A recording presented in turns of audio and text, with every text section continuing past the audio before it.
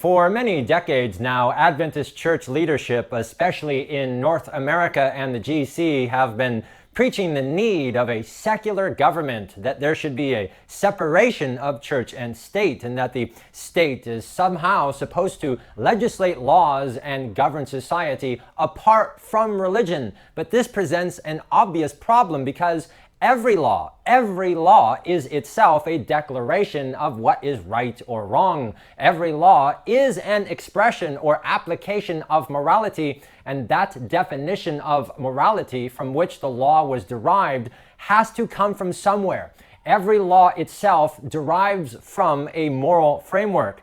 If, according to Adventist leadership, government should be secular, then this begs the obvious question: Where is the standard of morality supposed to come from? It is impossible to make decisions about right or wrong in a vacuum. Every lawmaker, every leader in government possesses some theological, ideological view of the world, and sometimes that view aligns with a formal, structured, organized religion, and other times it does not.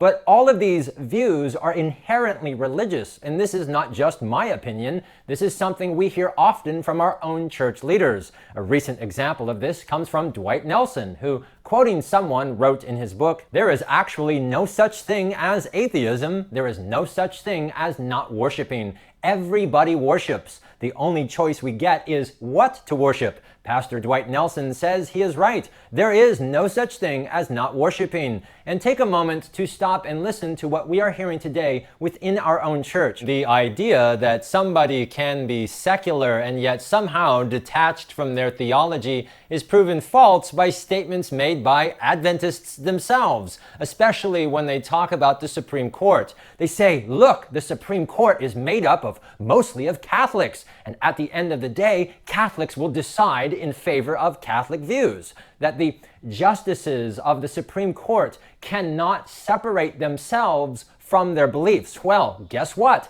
That is also true for Muslims, Jews, Buddhists, atheists, and Protestants. There is no such thing as a government without morality. Every person has a belief system that shapes their decisions, and we can't live in a vacuum. The positions of leadership will be filled by someone somewhere. Again, quoting Pastor Dwight Nelson, who states the obvious, who decides whose faith it is that needs to be legislated? Is it the Roman Catholic's faith, the Baptist's faith, the Presbyterian's faith, the Seventh-day Adventist's faith? Who decides whose faith is the right interpretation? The answer is obvious. Whoever has the most votes. How else are you going to decide the correct faith to legislate? An excellent, easy to understand example that secular government is a myth is abortion. It is a very common talking point of the pro-abortion advocates that killing children should be legal,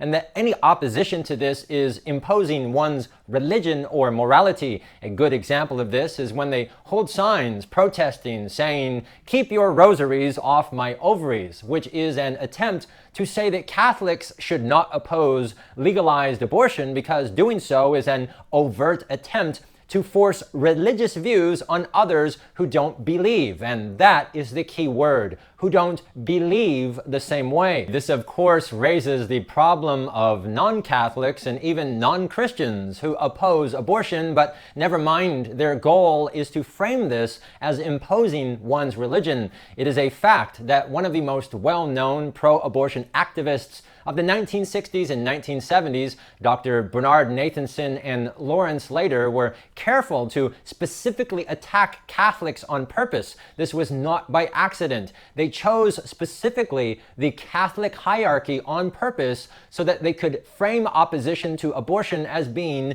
purely Catholic and not interreligious. This was their goal, and that's exactly what they did. They were very careful to vilify especially the leadership and not lay members because they wanted liberal Catholics to join them, and they were very successful in doing so. The issue of abortion is very helpful because This reveals that what is at stake are two competing belief systems. Belief system number one says that it should be legal to kill children, and belief system number two says that it should not be legal. Number one says that the government does not have the right to protect life by legislating the Sixth Commandment, and number two says no, it does have the legitimate right, because if there is no right to life, then it is impossible to have a civil society. Both of these belief systems are exactly that. They are belief systems. Catholics, evangelicals, and Bible-based Christians believe the child should be allowed to live, but the pro-abortion crowd preaches a belief system that it should be okay to take the child's life. Both are belief systems, and both are just as religious as the other. There is no such thing as religious versus secular, because the, quote, secular people are by their own admission just as religious in their beliefs, and it has become abundantly apparent in recent years especially that secularism is itself a religion. Abortion reveals that a secular state is an illusion. It is a complete myth, because at the end of the day, neutrality is impossible. The lawmakers and leaders in government will have to decide, should we protect innocent life or not? Should the children live or should the children die? There is no neutrality, and whatever laws eventually result will directly reflect belief systems number one or belief system number two. The magicians and shamans in the Adventist church try desperately to create the illusion that we can somehow be neutral, but this is false, because there is literally no other option. It's either life or death, one belief system or the other. And the quintessential example of this is the famous quote from the former President Neil Wilson, who told the International News, "Though we walk the fence, Adventists lean towards abortion rather than against it. Compromise is impossible because there is no compromise between life and death." Ironically, when killing children was legalized in 1973, it was the Adventist religious liberty leaders themselves who made this very point. Writing in response to the Supreme Court decision of Roe v. Wade, the civil power has a legitimate interest in protecting its citizens, quite apart from any religious consideration. There's a significant difference between a court's or a legislator's forbidding sin and its protecting society. Sometimes the two concepts may appear to overlap, as when both the Ten Commandments and civil statutes forbid homicide. But if the Supreme Court is to be condemned, let it be for its alleged failure to protect society from the civil crime of killing its citizens, rather than for failing to stamp out ecclesiastical sin. The Adventist Church, for well over 100 years, publicly affirmed the right of the government to legislate the Sixth Commandment, and this did not begin to change until, as is thoroughly documented here, the Americans and the GC wanted to support abortion, and ever since, especially the 1980s, our church has been poisoned with this barbaric and false teaching that killing a little boy or girl is a religious freedom. And in order to intimidate the laity and church members, the false prophets and shamans have chanted their favorite mantra, "We must have a secular government." But this is a lie. This is a myth, and a great example of this is the well-known organization Secular Pro-Life. This is an atheist-led organization that makes the exact same claims that the unborn are human and that it's wrong to kill them, and that abortion should therefore be illegal. Whenever you are talking with an Adventist who says that we need a secular government, ask them the question, what about the atheists who want abortion to be illegal? They are not overtly religious. They don't belong to any formal, organized religious body. If we should have a, quote, secular government, then why don't you refute their arguments? Now, that's a great question, but you will never ever get an answer, because the shamans and magicians don't care about answers. Adventists in the GC and NAD, they created the whole "we need a secular government" myth in order to boldly intimidate and push Adventists into adopting a different belief system that allows and supports the killing of children. And that is a key point to observe.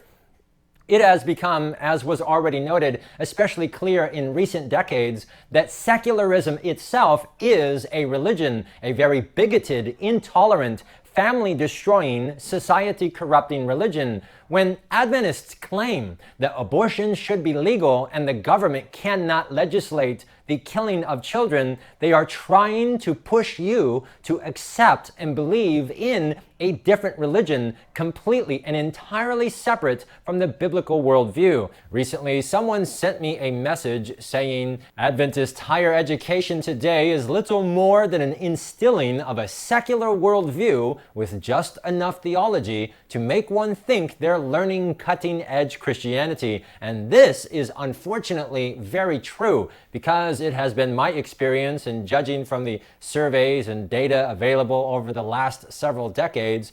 The number one single best predictor of whether or not an Adventist will support abortion is if they have gone through Adventist education.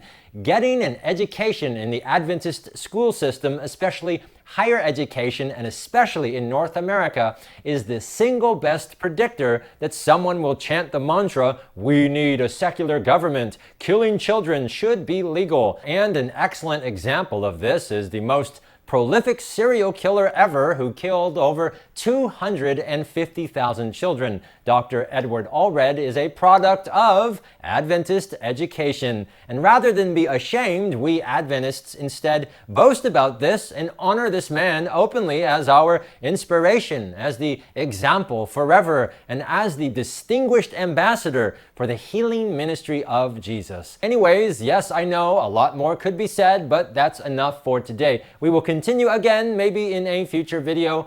Anyways, that's it for today. Thank you for watching.